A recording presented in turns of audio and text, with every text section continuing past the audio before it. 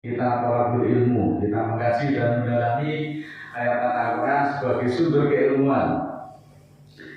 Oleh karena itu, marilah senantiasa kita selalu berkelanjutan mengkaji dan mentadabbur ayat Al-Quran. Memang banyak sekali masyarakat yang bertanya-tanya tentang bagaimana sebenarnya keturunan Rasulullah yang ada pada saat ini. Perlu diketahui bahwa Muhammad itu bukanlah bapak dari laki-laki manapun dari kalangan kita semuanya. Muhammad adalah utusan Allah dan penutup para nabi. Sedangkan Muhammad itu juga hanya ditugaskan untuk mengemban misi kerasulan sebagaimana diperintahkan oleh Allah tanpa merasa takut kepada siapapun. Untuk lebih lanjut, marilah kita pelajari ayat Al-Quran dari Allah di dalam surat ke-33 ayat 40 selengkapnya sebagai berikut. A'udzubillahi minasyaitonirrajim. Bismillahirrahmanirrahim. Maka Muhammadun aba ana ahadi min rijalikum walaki rasulullahi wa khataman nabiyina wa kana Allahu bikulli syai'in alim. Yang artinya selengkapnya sebagai berikut. Dan tidaklah Muhammad itu bapak dari seorang laki-laki dari kamu, tetapi Rasul Allah dan penutup para nabi atau penutup nabi-nabi, dan adalah Allah Maha mengetahui atas setiap sesuatu. Saudaraku yang dimuliakan Allah, dari ayat-ayat tersebut pelajaran buat yang mau memahami bahwa dikatakan Allah Muhammad itu tidak punya anak laki-laki. Kenapa demikian? Supaya kelak tidak ada yang mengaku-ngaku sebagai keturunan Nabi.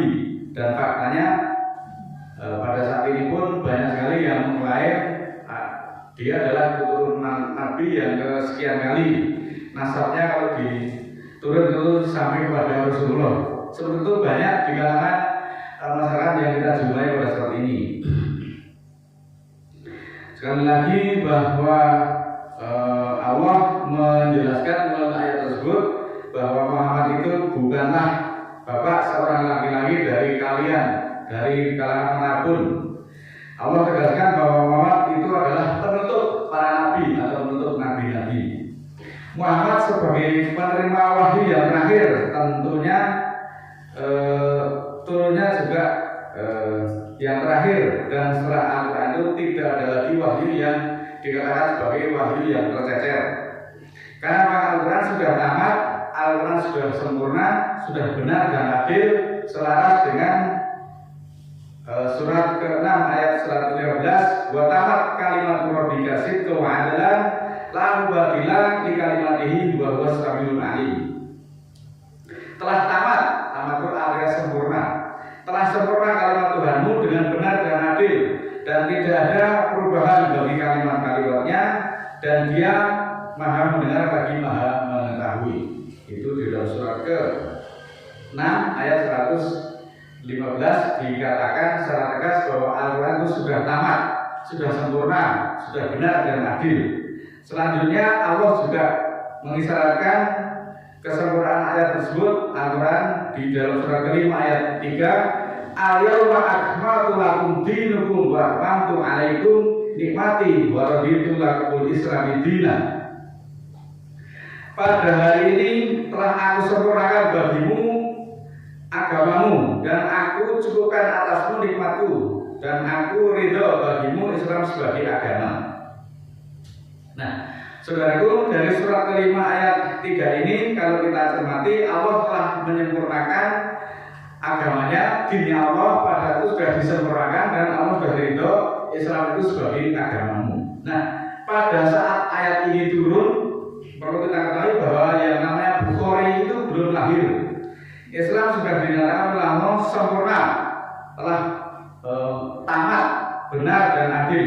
Lalu bagaimana kita semuanya itu bisa dibelokkan oleh orang-orang yang tidak bertanggung jawab? Ini kan aneh. Ketika dibacakan ayat Al-Quran, mereka justru menolak, mereka menyanggah, bahkan mereka membantah. Tetapi ketika dibacakan riwayat Bukhari, itu justru diimani, diikuti, dibela-belain. Ini kan namanya aneh. Anehnya bagaimana? Nah, taatnya kepada Bukhari, pahalanya itu mintanya kepada Allah. Ini kan suatu keanehan. Ibadahnya mengikuti Bukhari, tetapi surganya mintanya kepada Allah. Kan namanya bahlul itu namanya, atau dulu. Saya ulangi ya pelan-pelan biar kita semua tidak dibuat dulu oleh orang-orang yang tidak bertanggung jawab. Kalau kita semuanya itu meminta surga kepada Allah, ya tidak ada jalan lain, kita harus mengikuti hukum Allah. Hukum Allah itu ada di dalam Al-Quran. Allah yang punya din secara tegas sudah menyatakan bahwa di dalam ayat tersebut Islam itu sudah sempurna. Padahal saat itu yang namanya hadis-hadis yang jumlahnya banyak sekali itu pada saat itu belum ada. Baru setelah kurang lebih 200 tahun muncullah ahli-ahli hadis yang jumlahnya banyak sampai sekarang ini. Dan pada dasarnya mereka itu tidak pernah ketemu dengan Nabi Muhammad. Artinya apa? Artinya mereka itu hidup tidak sejaman dengan Nabi Muhammad.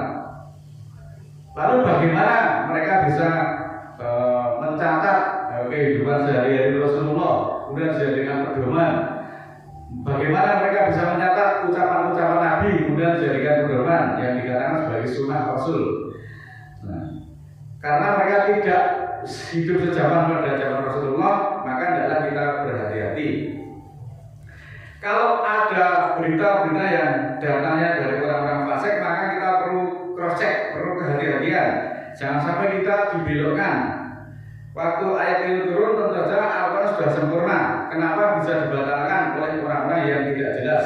Dan kita semuanya itu percaya, kita semua itu terpesona oleh kitab-kitab buatan manusia yang kemudian disejajarkan dengan kitabnya Allah. Itu kan namanya musyrik, dan itu kita tidak menyadarinya. Kalau kita menyadari, di dalam surat ke-4 ayat 82 jelas dikatakan, apalah ia tadabbaru Al-Quran walau kana ingin dilahi wala tawajjadu bi dilawan kasiro. Secara tegas dikatakan, apakah mereka tidak mentadabbur Al-Quran? Apakah kalian tidak mengkaji, mendalami Al-Quran?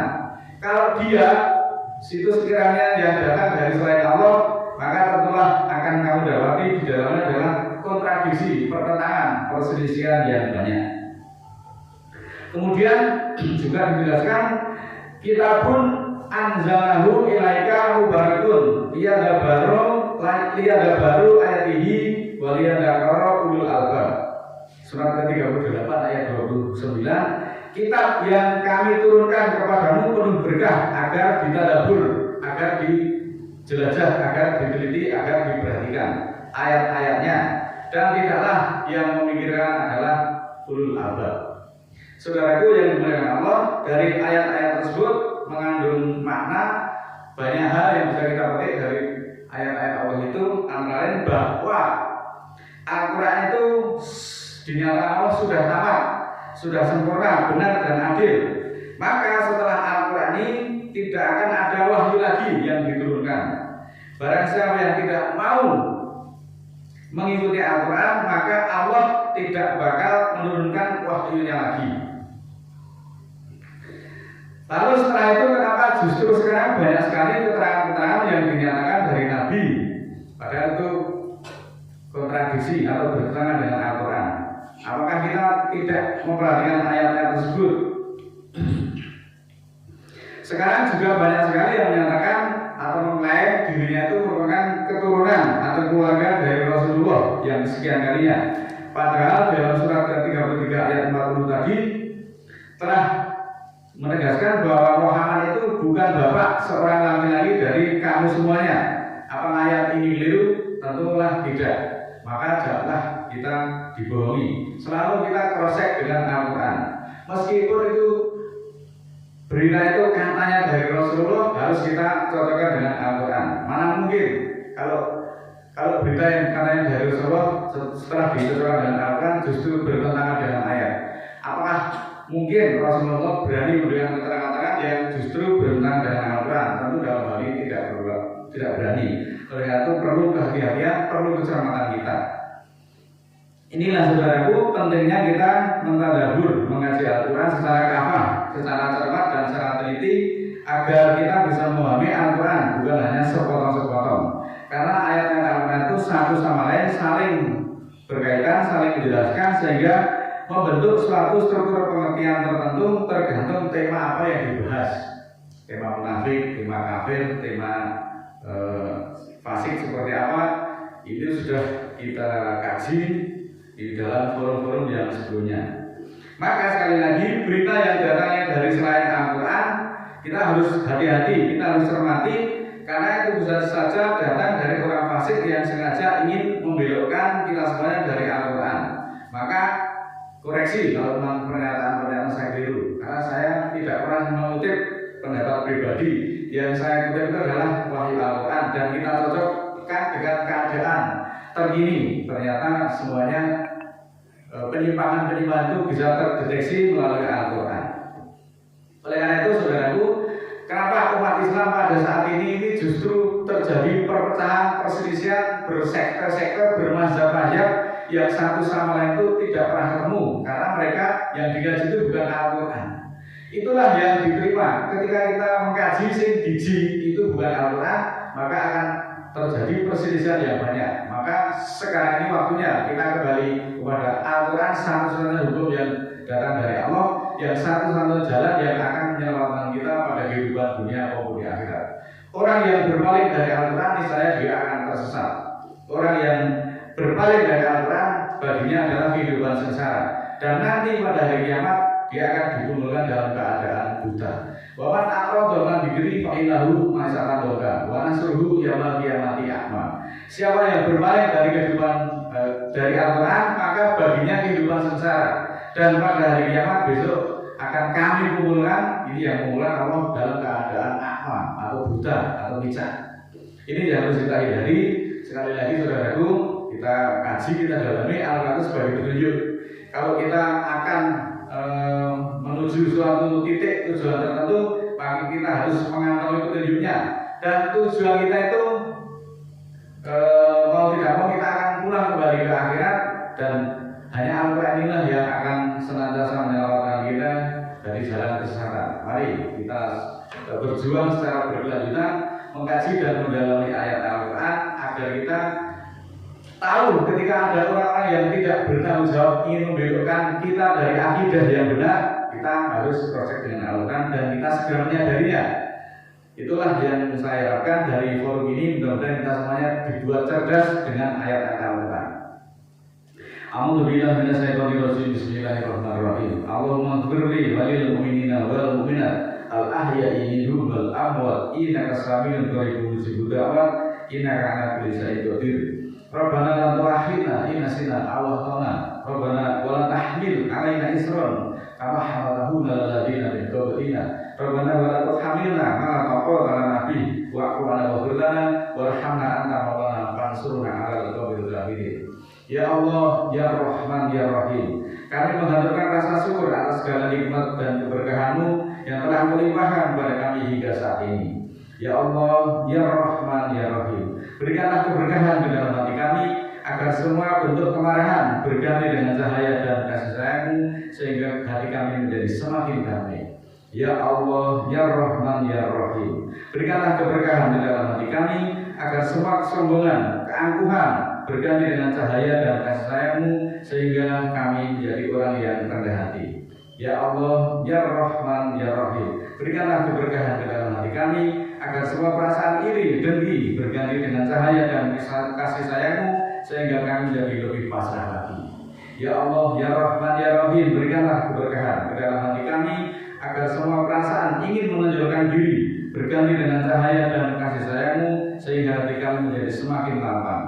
Ya Allah, ya Rahman, ya Rahim, berikanlah keberkahan di dalam hati kami, agar kami menyadari dan dengan mudah memberi maaf kepada siapa saja yang bersalah kepada kami dengan setulus-tulusnya, sehingga hati kami menjadi semakin jernih dan pikiran menjadi terang. Subhanallah rabbil izzati amma yasifun, wa salamun alal mursalin, walhamdulillahi rabbil alamin. Wassalamualaikum warahmatullahi wabarakatuh.